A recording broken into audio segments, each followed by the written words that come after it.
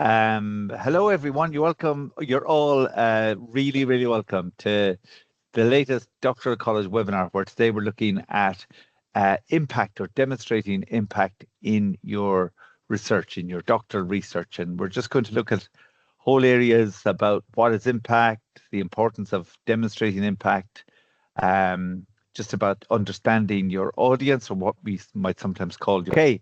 Hello, everyone. You're all really welcome to the latest Doctoral College webinar, where today we're looking at impact, or demonstrating impact in your research, in your doctoral research. And we're just going to look at whole areas about what is impact, the importance of demonstrating impact, just about understanding your audience, or what we might sometimes call your stakeholders as well. We'll just look at some examples then of research impact across various disciplines. We'll just see about measuring the impact. We'll just examine that briefly.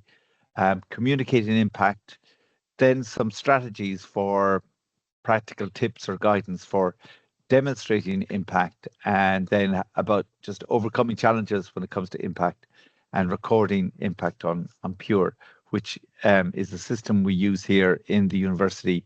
This is like our research. It's like a directory or a repository of all researchers, and you can see the amount of research that they have undertaken, but also you can see about its impact or its effect on things such as, for example, the UN Sustainable Development Goals. So, and then we'll have a discussion afterwards, obviously, but it would be great to hear from you also.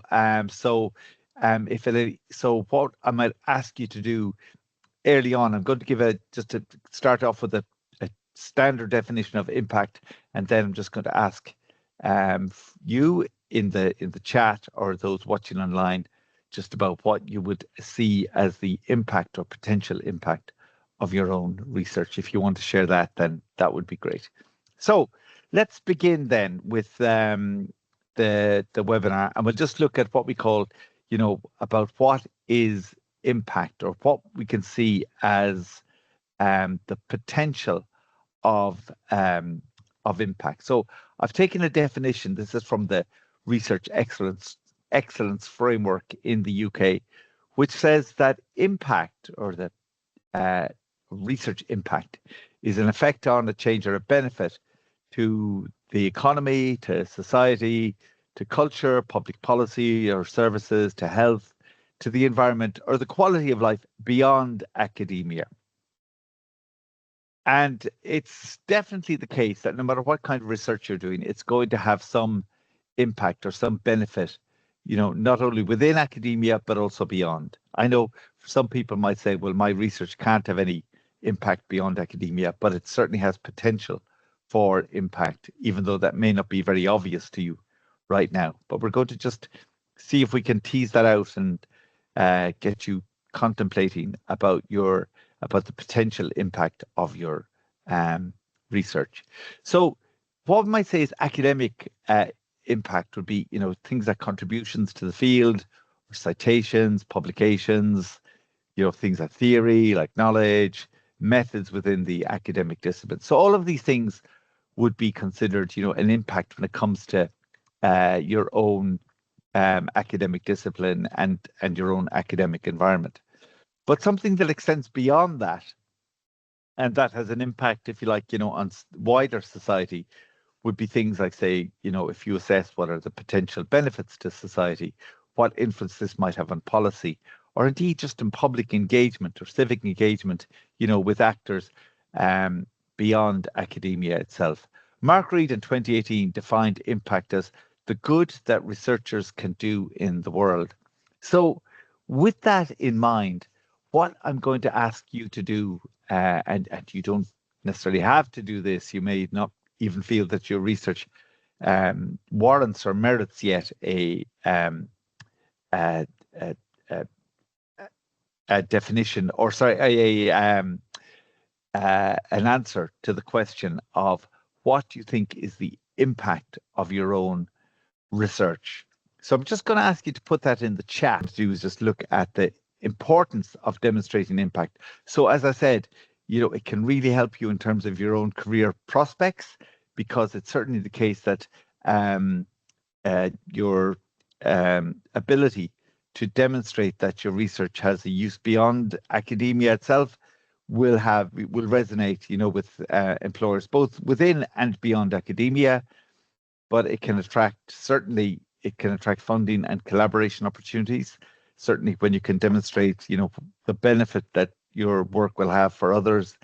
Certainly, it can improve your visibility and recognition and your standing as a researcher. So all of those things, I think, with the examples that we saw just now from Hannah, from Anna, from Aideen, all of those certainly would be excellent examples of research that will improve the visibility and recognition of the researchers, that could attract, funding and potential for collaboration, and enhance the standing of the people involved as researchers.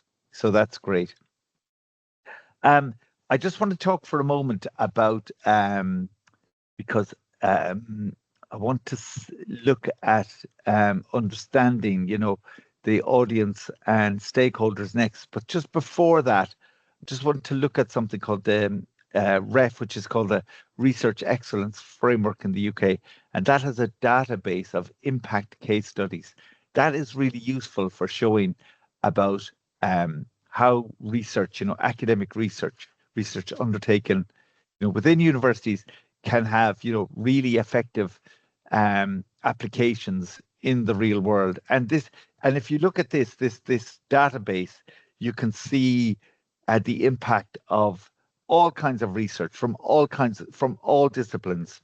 So, as I said in the piece that was promoting the webinar, it may seem like, for example, somebody doing, I'm a political science graduate, but it may seem at times, difficult for someone who's doing, say, political science or history to demonstrate, the effectiveness or the worthiness of the research, beyond academia. But in the REF database of impact case studies, there are really, really excellent examples of just how, the real world application of research, the impact of the research, and then, really good insights into methodologies and approaches. So there's a link there. I'll send on the slides to you later, and you'll be able to assess and look at those. Really good way of that REF database is a really, really excellent way of looking at, potential impact or benefit of academic research. And also it highlights also what we might call interdisciplinary research opportunities, and helps to identify also potential research collaborators. So it's well worth looking at that particular database. And as I said, later on, I'm going to show you another kind of database that we have where you can also identify potential research collaborators and opportunities. And it also, the REF database also gives you guidance on communicating your research, and also insights into research trends.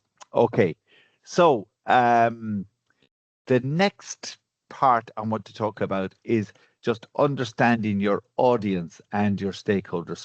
For those who have given examples already, you can just see that in the examples that Anne and Aideen and Hannah gave, you can just see that they have, demonstrated, if you like, an understanding of who the audience will be, because you can say, it's so important to understand, who is going to benefit from the research.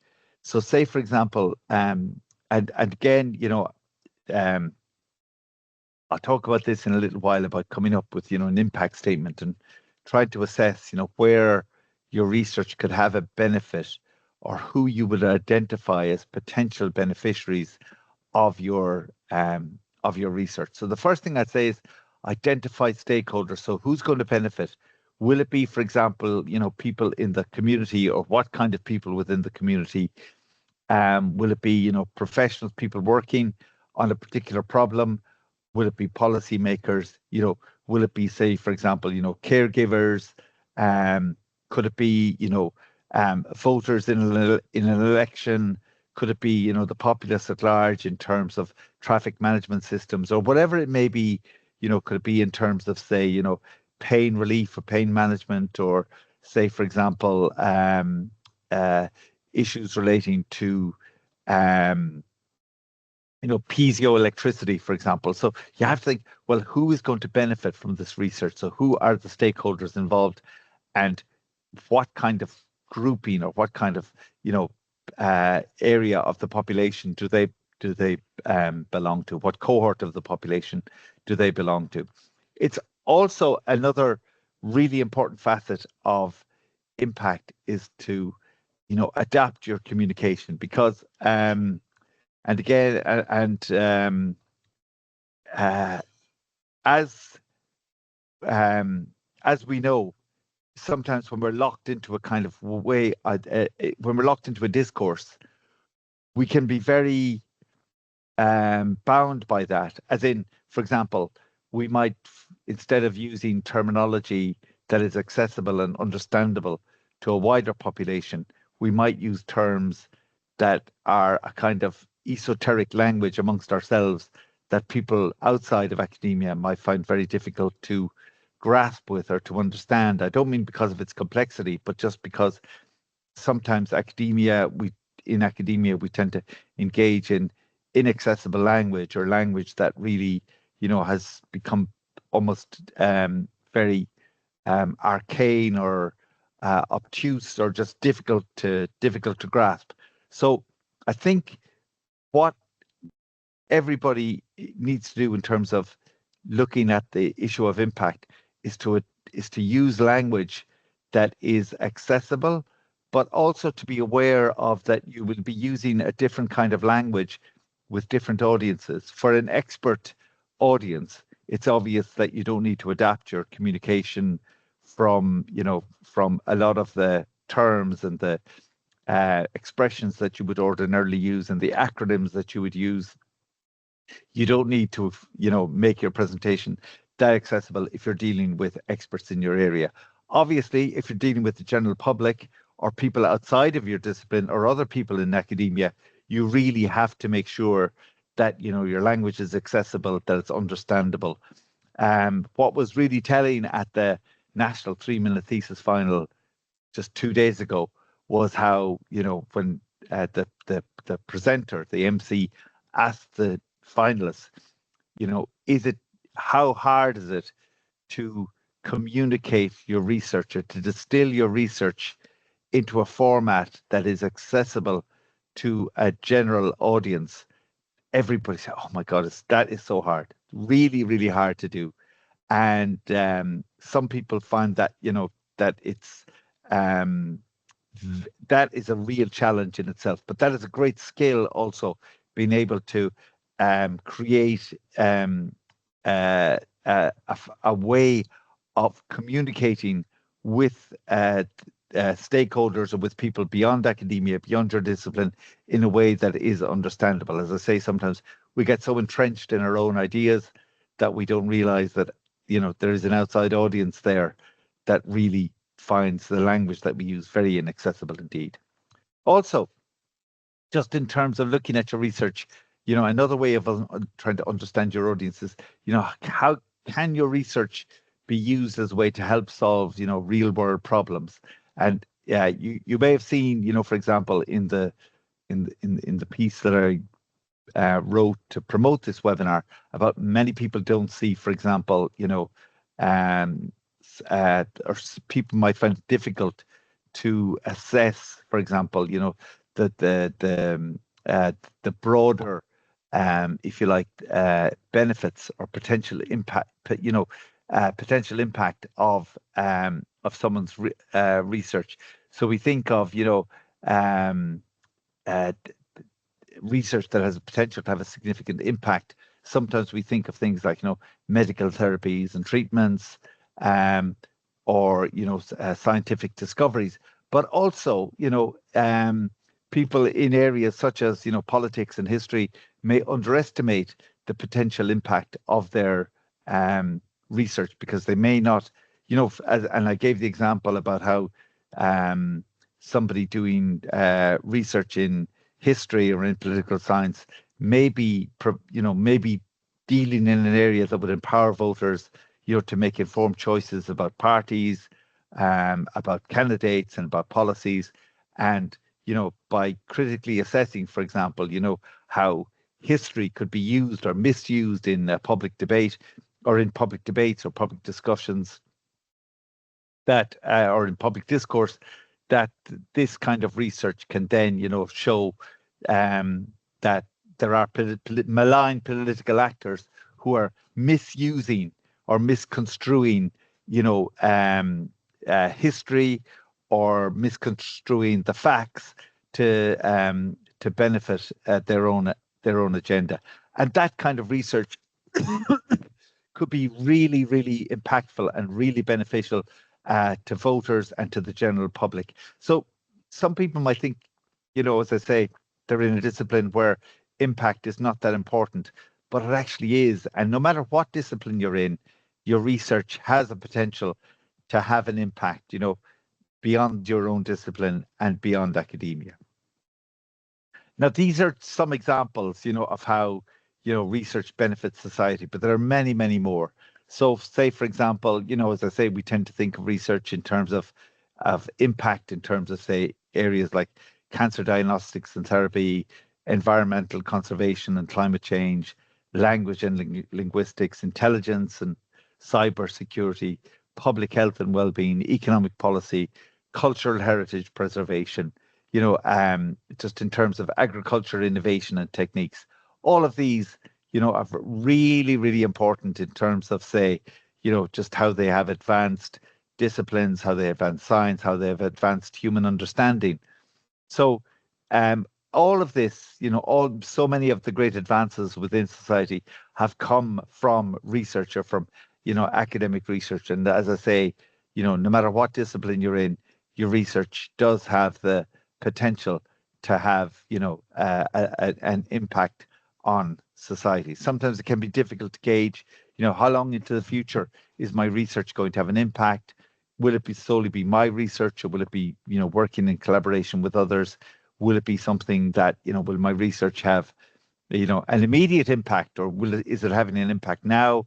Or, is it going to be, a detained impact? Or even for so many of us, we can even look at the potential of the impact, and to see that maybe my research won't have, it won't garner headlines, or it won't, become the subject of a Netflix documentary or anything like that. But it can help to build on an understanding of my discipline or my area, for other researchers to take our understanding of that particular topic or that particular research area forward. So it may, so your impact may be, for example, in a paper that you do, a great piece of work that in years from now, is cited by someone, and that helps to advance, the discipline further. So everyone's research certainly has a potential to have wider impact. So, excuse me. So in terms of measuring impact, and obviously there are, two ways in which we can do this, which are, I suppose, self-explanatory in many ways. Quantitative measures for measuring impact. Many of these we see, in, say, for example, in the likes of Google Scholar or Scopus or Web of Science, like citation metrics, the amount of times, that that your research has been quoted. Also, areas such as such as Pure, and I'll be looking at Pure in a few moments, because this is something that we use within this university, that now we are increasingly using in this university as a way of, demonstrating the impact of research. And obviously things like, altmetrics and ORCID are really excellent ways of assessing or of measuring impact. Again, a lot of debate about, trying to measure something that might seem not necessarily very tangible. How do we measure something that, that can't be quantified or quantifiable. When we say impact, we don't mean impact necessarily as a quantifiable noun, I would say, but there are ways of measuring it. Again, many people would have an issue with using citations as a measurement of impact, but it's probably, for now, at least, some of the best ways we have. It's a mechanism. It's not a totally satisfactory. These are not, totally satisfactory mechanisms for measuring impact, but for now, they're possibly the best ones that we have, albeit, we should state there is a caveat and these have certain limitations, but they're possibly the best ways we have of measuring impact for now. Okay, also another way that you can measure, impact is like just in terms of funding and grants received. You could also probably say in terms of, amount of exposure that something gets, in terms of the wider public. But we'll look at some of the qualitative measures of impact, and some of those could be, testimonials from beneficiaries, case studies that have been undertaken about the research or about the benefits of the research, and media coverage also. So again, these things can be, very difficult to quantify, or so the qualitative measures also are very, very useful in terms of assessing or trying to, measure impact. We could also say, that another really effective way of measuring impact is by looking at, whether there was a policy change as a result of research, and so in many cases, that's the, that can be the ultimate impact of research in many instances, that it can change policy, can change practice, can change a process involved, and can raise awareness of its benefits, far beyond academia. Just in terms of communicating the impact of your of your research, and again, I have a couple of slides here. I think the next one is about demonstrating the impact of your research, but or strategies for demonstrating the impact of your research. So sometimes these are almost there's a certain overlap here, but I think what we can see with communicating your impact is there are various ways in which you can communicate impact. Obviously, there's academic channels, academic journals, via publications, conferences, academic networking with your peers, with your collaborators, with your supervisors, etc.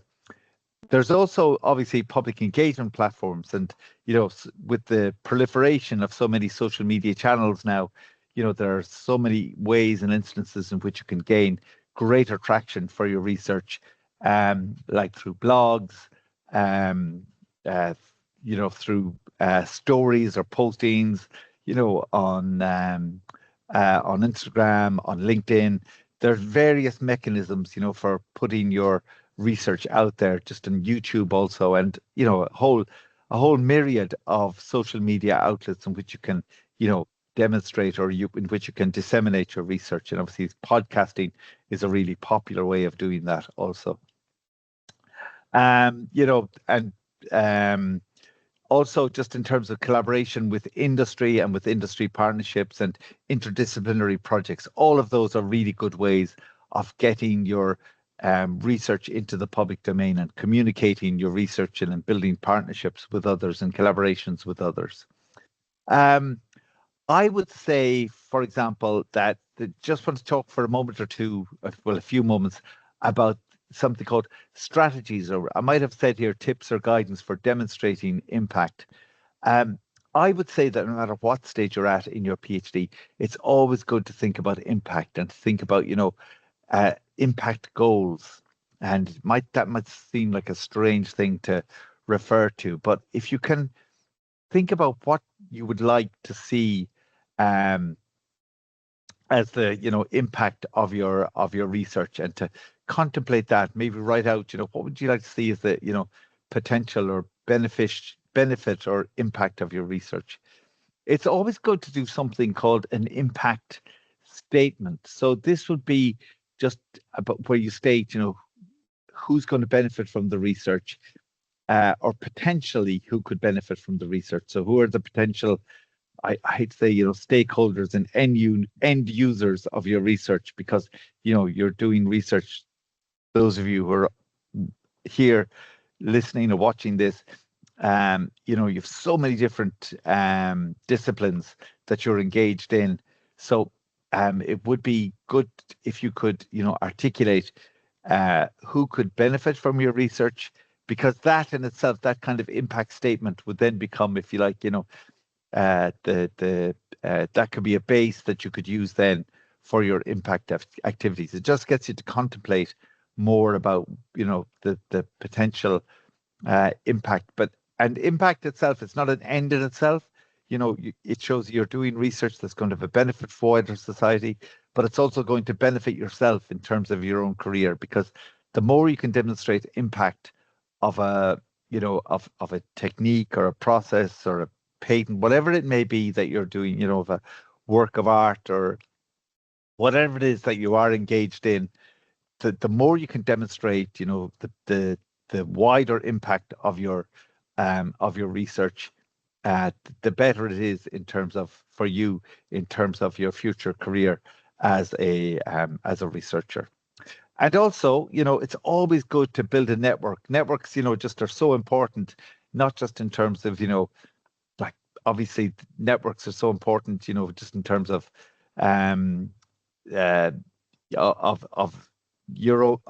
undertaking research. But they're also hugely important in terms of your own well-being, in terms of your own mental health, but also just in terms of impact. So it's good to build networks with practitioners, policymakers, stakeholders who, are interested in the potential impact of your research, and they can really help you along, along that pathway. Also, what's good to remember is that you also can be of huge benefit to other researchers as well, in terms of if as part of a, as part of a mutually beneficial network, because they're great ways of demonstrating, mutual benefit of your research. It's great. Networks are fantastic for just exchanging ideas, for crystallizing notions that you might have about your research, and they can just help you in terms of connection with, potential collaborators and potential partnerships that you might have to advance your research further. Also, just what's really good, I think good advice that I got before about, for demonstrating impact would be to those skills that you feel, those areas in which you feel you may have, a bit of a gap when it comes to your when it comes to impact, or or if some of those skills that you need to demonstrate and to articulate the impact of your research are somewhat lacking, I would say it's always good to, look at areas in which you can improve. So say, for example, if you're not the best communicator, it's always good to look at, there's so many examples now online, but also just with the workshops that are going on, not just here in the university, but elsewhere, about, improving your communication skills, your networking, project management. All those things will help you to translate your research into impact. So if you feel that you're lacking, you could have the best project ever, but your communication skills may not be effective, or you could be the world's best communicator, but your research is not very effective. But usually what you'll find is that someone can have a brilliant project, but they may not be a great communicator. But the better that you can communicate the impact of that, or potential impact of your research, the more effective, your research will be, the less isolated you will be, the more potential you have for developing, networks and collaborations and partnerships with others. And that's, ultimately, really beneficial also. another thing, and again, you know, some people are very reticent to come forward to talk about, the potential impact or benefit of their research. But it's always good to begin, some kinds of public engagement activities. I don't mean to swamp, like the cybersphere and internet with, tales on social media of how wonderful your research is. But it's always good to, build up a profile, on social media. Um, and also just to disseminate your work with things like, with podcasts, um, with just short videos, be it, on Instagram or TikTok, whatever it may be, or just in the mainstream media, but just to build up public engagement and to give talks, to give, to engage in, radio interviews, whatever it may be, to build up your current research. And that all will help you build networks, build experience, and ultimately will be of benefit to you and and the people who will be using your research later, or the people who will have some engagement in your research. And just think of the kinds of impact, as I say, impact doesn't have to be solely about, hard science, but impact can be things like, say, attitudinal change. The example I gave, from history and politics and political science earlier would be part of that. Attitudinal change can be huge in terms of, say, the public's perception of an issue, or and this is what advances us as a species, is attitudinal change, away from antediluvian ideas. If you watch, I find it very interesting to watch the series Mad Men. I'm only watching it now for the first time ever, but it's amazing the depiction that they have of men working in the advertising industry in the early 1960s in New York, and the attitudes that they have to women. You would hope that, certainly those attitudes would have, changed or advanced, but things that were said that are just totally unacceptable. But that attitudinal change, and I'm sure people here would argue that attitudes haven't changed that much, but attitudinal change comes about, it's not solely because of a change in perception. A lot of attitudinal change comes about because of research, because of hard data that shows, that attitudes do need to change, and it comes about through things like awareness raising, and enhancement in terms of information, etc. So I think attitudinal change is a huge thing when it comes to impact. Just changing the attitudes of members of the public or policymakers, or what might call stakeholders or end users, can be absolutely enormous. Awareness raising, again, is a huge issue when it comes to impact, because if you can raise awareness about a particular topic and an issue, and provide greater information and help people to make choices based on information, that is really, really important also.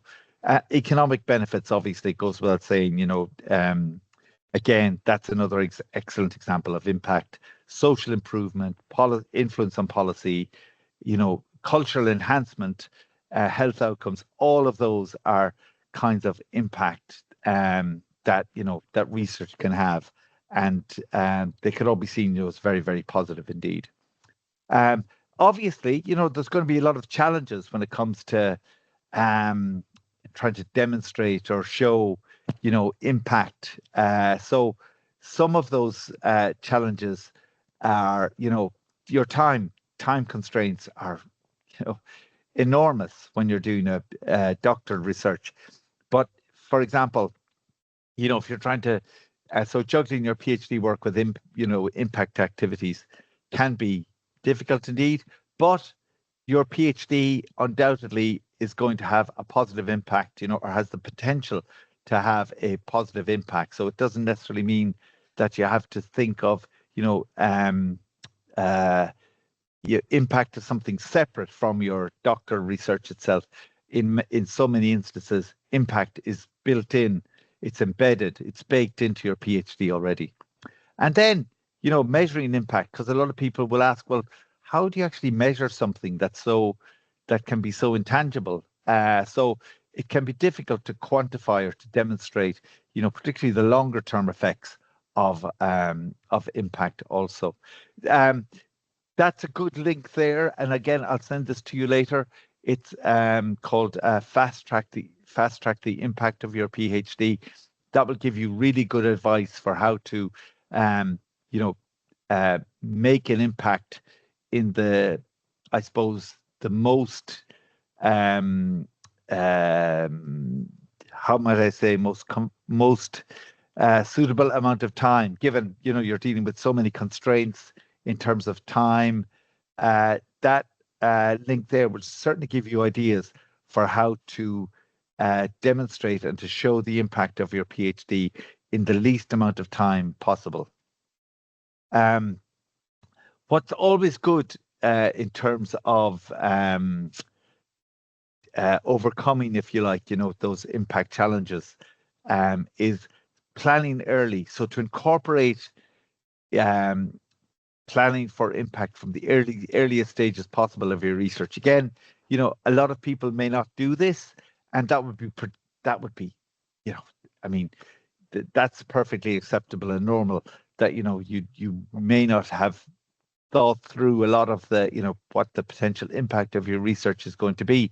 For many of us, we take on a challenge when it comes to doing a PhD, but we think of it in terms of it's research that we're undertaking. It can be difficult to assess, what the wider benefit or impact is going to be. So, but it's always good at the start or towards the start of your PhD to think about, who is going to benefit from this? Who's going to be, I hate to use that term, end user of your of your research.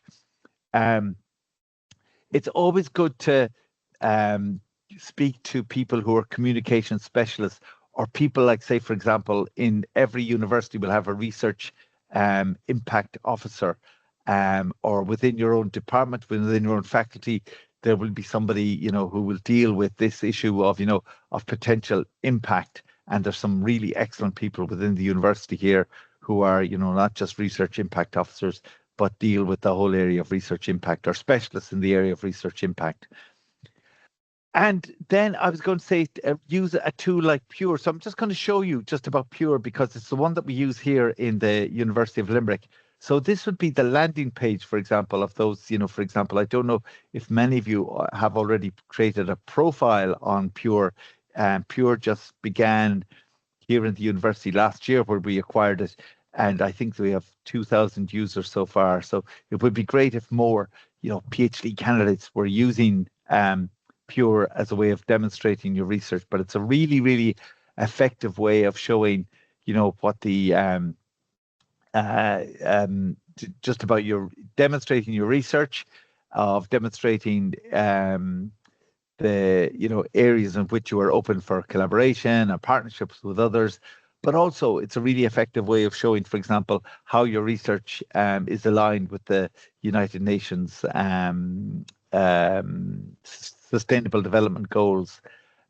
But also, what's important as well with Pure is about how you can demonstrate the impact of your research, how you can, if you effectively, measure and demonstrate your record the impact of your research on Pure. So just to finish up, I'm just going to talk about Pure for a moment, because it has a module called a dedicated impact module. Now, I'm going to get my colleagues, Richard Cottrell and Frederica Clossie, to give a webinar on Pure in the future, in the near future, because I think it's important for you to get up onto the system as a way of, demonstrating, of recording your research, even if it's an interview with a local radio station, or a podcast, or a blog that you've done, or something you've put up on YouTube, or a short video you've made about your research, or a paper you've written, or a conference that you've, a conference paper that you've given. So important that all of these, things, we might call them outputs, are there on Pure, because that can create then a whole repository of for you to show the potential, the impact of your research. But it also shows that you've been very research active, that you're engaging in activities which are heightening awareness of your research, not just within academia but beyond. So, recording impact on Pure. So Pure it has this dedicated impact module, so you can create what are called impact records. And so what this can do is that with these impact records, it can show the influence, the effect, the change that your research is making on outside of academia, and again, it uses language that's very accessible, to audiences, beyond academia. We always say, we always talk about making research understandable to audiences beyond academia, but that's something of that is not necessarily correct, because so many people within academia will not understand, the language that you would see as everyday within your own discipline. So, so it's not just a case of making your research accessible to people beyond academia. It's also about creating or demonstrating the accessibility of your research to people within academia as well, because I can guarantee you there would be so many people who would not understand, a lot of the research that is, a lot of academics, a lot of other, doctoral researchers and other students would not understand a lot of the research that's taking place, unless the language is made much more accessible. And also, what you could do on this module is you can link, these impact records that you've created to your publications, to activities, as I say, to any projects, to podcasts, to videos, to anything else which can show that your research is being translated into real world benefits. And you can also document all your activities, as I say, talks, conferences, exhibitions, any kind of communication activities that you've done, anything that you've done within your department, if you've given a seminar, if you've engaged, in the PhD Pulse podcast that we have here in UL, also for PhD researchers. So all of these things, all of these engagement activities, they're all important, but they're all really good in demonstrating impact of your research. So just last slide here. So this is just about all creating or enhancing your visibility. So you can make your the impact of your research, visible on Pure, and it can also generate reports which shows, say for example, if your department is looking at, for example, and they want to see what's the impact of your research, or say if you're putting together a funding application and you're asked what's the impact, and you have to demonstrate the impact or potential impact of your research, it can do this for you on Pure. It can provide you with a report which shows, a picture of which can provide, an extensive overall picture of the contribution that your research is making or has the potential to make. And also it can track, it can just track your progress throughout your PhD journey. So, and which again is a really good way of showing your evolution as a researcher along the way, from someone who might have thought very little about impact to, by the end of your research, by the end of the time you've come to your doctoral journey, it may be the case that you are much more engaged in or aware of, impact activities, and that you've developed a language and articulated, as brilliantly as Aideen and Hannah and Anne did earlier on, just about the excellent way in which they showed that their research is going to have an impact. Again, Hannah had something about physical activity. I think Anne had something about age discrimination, and then Aideen had about using VR to enhance empathy in the teaching community. So all of these, are really fantastic examples of how research and doctoral research can have an impact, on wider society. So I'll just finish it there for people who are watching online. And then for those of you who are remaining here, we can just continue with a short discussion about today's webinar and about demonstrating the impact of your research. So thank you all very much for watching, and see you soon.